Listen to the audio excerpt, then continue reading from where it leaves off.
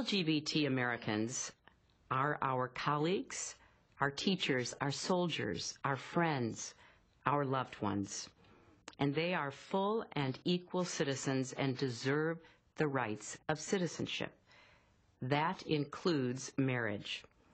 That's why I support marriage for lesbian and gay couples. I support it personally and as a matter of policy and law. That was, of course, former Secretary of State Hillary Clinton officially switching her position on marriage equality in a video for the Human Rights Campaign this week. As a presidential candidate in 2008, she was explicitly opposed to same-sex marriage, favoring instead civil unions.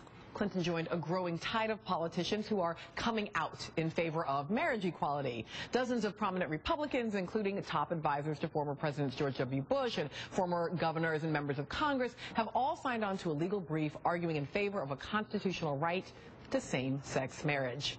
Notably, Ohio Senator Rob Portman emerged as a supporter of same-sex marriage last week, making him the only sitting Republican senator to publicly support the right to marry for gay men and lesbians. And Republicans aren't the only ones having a change of heart. A new poll shows that a majority of Americans, 58%, now think it should be legal for gay and lesbian couples to wed, and that change has occurred with astronomical speed. Support is up 21 points since 2003. So, Kenji, on the one hand, we've got this clearly a growing tide and consensus around marriage equality. But as soon as I find myself in a political allied relationship with Rob Portman, I say, okay, whoop, let's just reevaluate what's happening here. So talk to me. What does a win mean? Because if Portman's on my side, then I'm thinking maybe this marriage win is in fact something a little different than what I thought it was. Maybe there's an imperative towards a certain kind of you must be married. You must sort of follow this set of rules.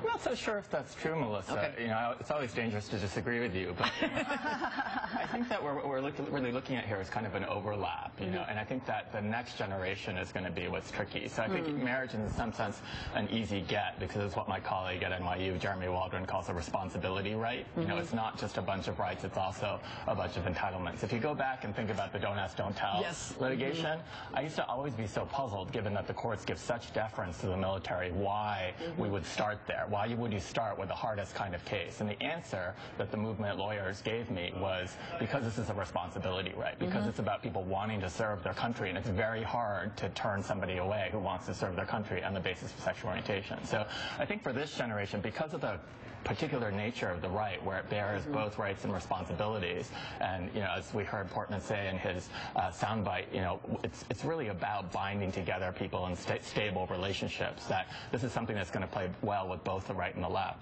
I think what you're getting at is the generation after this, which is after marriage equality becomes the law of the land, as I firmly believe that it will in fairly short order. You know, what happens with respect to individuals who choose not to marry, right? And so rights have a channeling function, right? So once you have the right, is this the only road to respectability?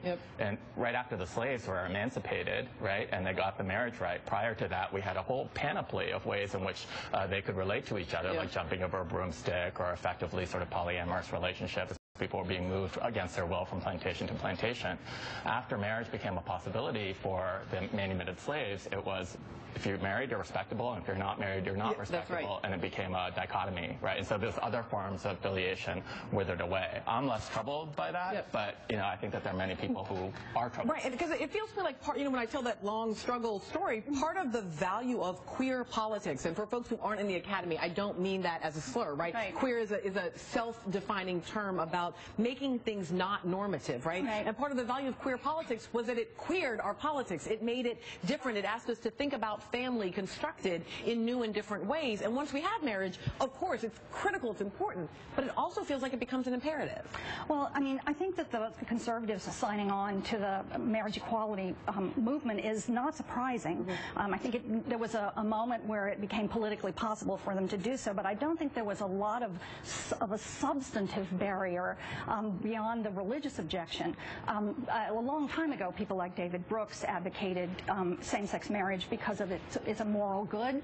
I think if we look at that, we can see the way in which marriage itself, as a one-size-fits-all institution, is a conservative institution, and that just fitting gay couples into that one-size-fits-all institution does not necessarily, provide new ways of imagining or distributing our household and partnership recognitions. If you look at the ways in which marriage promotion has been used within the context of welfare reform, for instance, as a way of promoting marriage among poor women in order to privatize the social safety net, to say rather than providing you with benefits, we want you to get married and husbands will provide benefits, and that's, so we're going to push you, we're going to spend money promoting marriage because seeing marriage as a kind of conservatizing institution, and also from an economic point of view, as a privatizing of social services. So as social services have been slashed, the idealization of marriage has really rocketed. Right, no need for universal health care where the health care is yours. Go get it from your spouse. When we come back, Congresswoman, I want to ask you about the other part of this, not just marriage, but I want to ask you about the Employee Non-Discrimination Act, about housing rights, and about all of the other fundamental laws that I don't know that folks know are on the books, and we're going to talk about them when we get back. We might be having the wrong fight right now. Even if I tried, even if I wanted